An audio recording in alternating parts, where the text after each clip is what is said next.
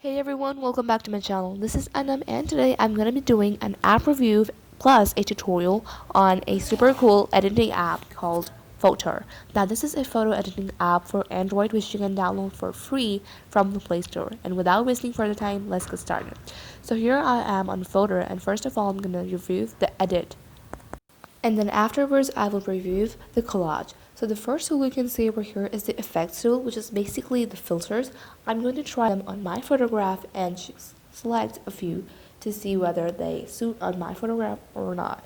You can also increase or decrease the intensity of the filter as well by moving around the slider. Then we have the adjust tool, which is basically the dehazing, and we have exposure. I'm going to bring it up a little bit. In the contrast and vibrance, brightness. I'm going to bring it up a little bit too. And then we have the saturation. I'm going to bring it down a little bit, which kind of balances the other settings.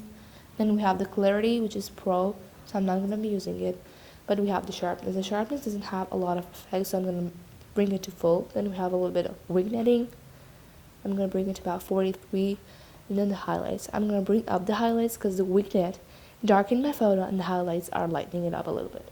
Then we have the shadows. I'm going to bring it to 17. And then we have some whites and black sliders. I really don't find the real purpose of them because they're literally brightness. So then we have temperature. You can increase it. It will make your photo look yellowish. And then decrease it, it will make it bluish. I don't like this tint slider at all because it has a really strong tint of green and pink, which should not be like that. Because in other apps like Lightroom and stuff, there is a tint filter as well, but it's not that high. So here is the graph. I'm not going to be using the graph right now because I've already used the sliders. You should never ever use the sliders and the graphs together because they're literally the same thing in different forms. Then here are some hues. Again, there is a tint on the photo, making it red or whatever color. I am having this problem whenever I'm trying to done the adjustments I made. It's always bringing me up to this screen. I don't know why it's doing that, but I think this is telling me something to upgrade to the premium or so. So I've just exited out. I don't know if you guys will also face the same problem like I did, but if you will, then make sure that you let me know in the comment section below so that at least I know where I'm recommending this app to someone else. Anyways, I just checked out the rotating and everything, and here I was checking the background and there's nothing special about it. I just tried to flip the photo to see. And over here in the scenes, you can see there we have some filter kind of thing, but this is not exactly filters. These are camera modes, which are available on the Canon SX 730HS as well, which is the camera I use for my photography. There is nothing special about it too, but I will cover this in another video. Anyways, over here I'm using the text. I'm checking it out of what kind of features do we have to edit our text.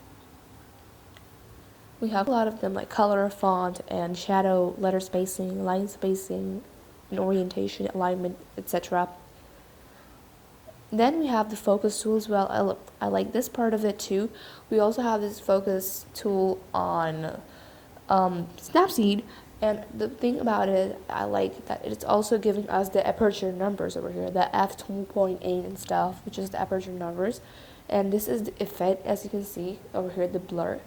I'm highlighting it with the circles to bring your attention to it.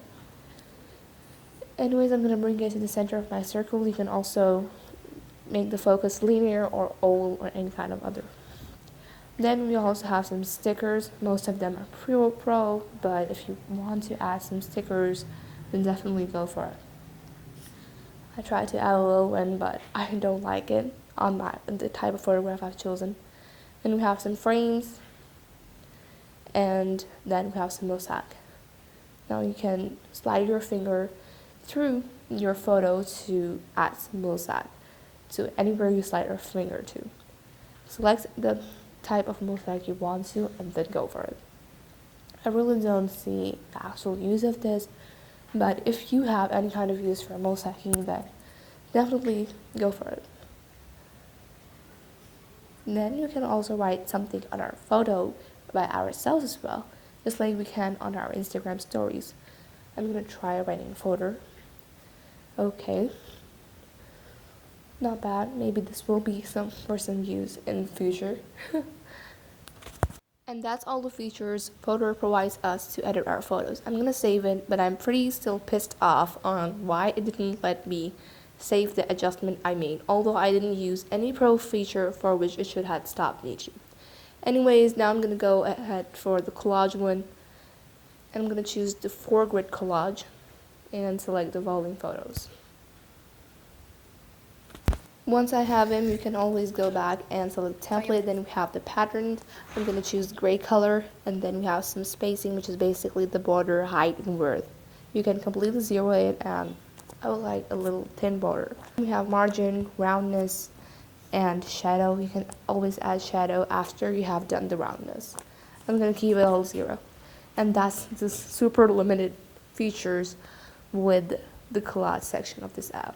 And that's it basically for the app review. We have 2 options to use this app, which is edit and collage. I hope that you found this helpful, and maybe you would have gone through FOTOR before, so now you know how to use features. Overall, the app is not that bad. You should give it a try, and if you do, then let me know in the comment section below. And if you liked the video, give it a thumbs up, and until then, bye bye.